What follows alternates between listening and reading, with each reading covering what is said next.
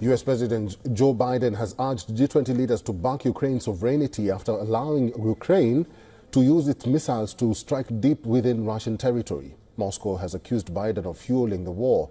Our next story analyzes the big shift in US policy coming just months before Trump's return to power.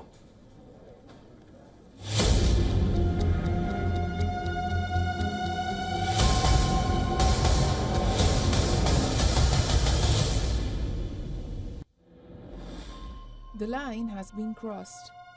Kyiv now has the green light to strike inside Russia. The US is no longer just supplying weapons. It's reshaping the battlefield. ATACMs missiles in Ukraine's arsenal can target Russia's targets. Moscow warns this is war. On the 1,000th day of the Russia-Ukraine war, a significant shift intensifies the stakes. Kyiv has persistently lobbied for these weapons, which can strike deep into Russian territory. Ukraine argues that the missiles are crucial for countering Russian airstrikes that have devastated towns, energy infrastructure, and frontline positions. But Moscow sees this as a provocation, with President Putin previously warning that such actions would amount to NATO entering a direct war with Russia. So this is not a question of whether or not to allow the Ukrainian regime to strike Russia with these weapons. It is a decision on whether NATO countries are directly involved in the military conflict or not. If that decision is made, it will mean nothing less than the direct participation of NATO countries, the United States, European countries, in the war in Ukraine. But will these American missiles be the game changer for Kyiv? Well, Moscow has already moved much of its air power further inside its borders, beyond the missile's range. Pentagon previously acknowledged that 90% Russian planes which are attacking Ukraine are at airports beyond the range of ATACMs.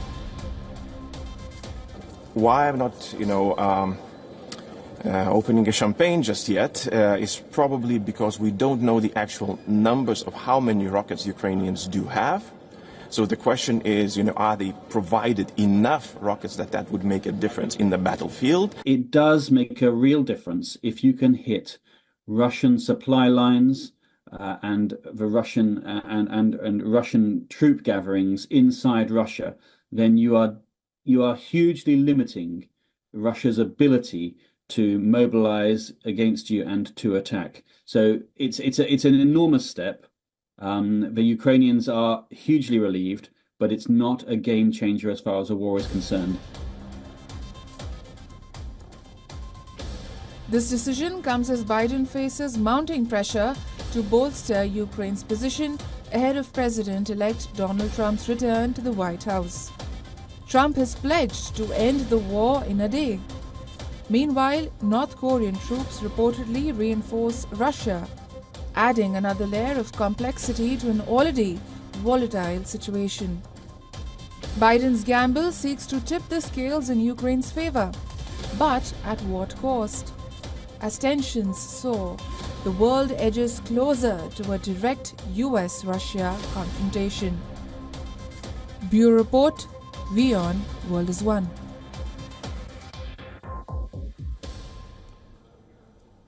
Let's now talk to our correspondent Susan Teherani, who's joining us live from the United Nations headquarters in New York. Hi, Susan.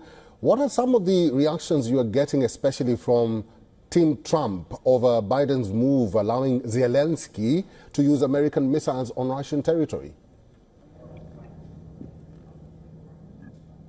Yeah, Eric, while we haven't heard from the president-elect himself, there are a lot of opinions coming from his cabinet. RFK Jr. was one of the first to say that the foreign policy apparatus here in the United States didn't name Biden, wants to get America into World War III before Donald Trump is inaugurated. Biden launching, quote, whole new war before leaving office. This is according to another Trump ally.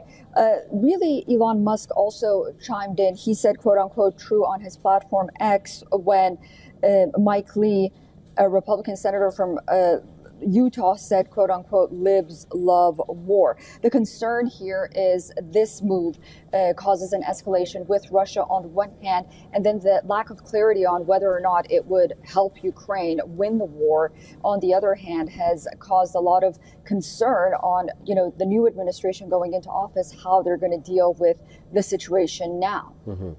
Susan, I understand you are at the United Nations headquarters, and I also understand that the United Nations Security Council did hold a meeting. Do we know what was resolved or discussed at the meeting on the 1,000 days of Russia-Ukraine war? So right now, the United Nations Security Council is meeting, getting a briefing on the war in Gaza. That meeting that you're referring to is in the afternoon, in a few hours from now. It's a high-level meeting.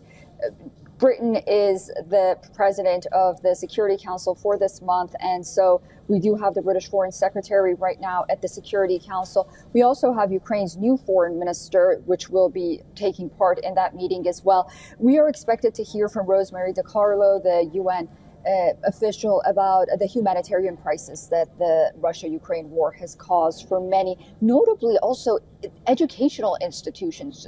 There are many children and youth in Ukraine and Russia that aren't going to school right now because of this war. And then, of course, more than 12,000 people have died. So, while some council members are expected to talk for sort of a negotiated settlement, a peaceful resolution, there's no doubt the elephant in the room is going to be Biden's decision to lift those restrictions on Ukraine using long-range missiles in Russian territory. Just one thing I do want to note, that Russia has been using the long-range missiles of its own in Ukrainian territory as well.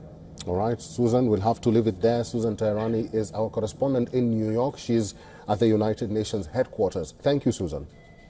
For all the latest news, download the WION app and subscribe to our YouTube channel.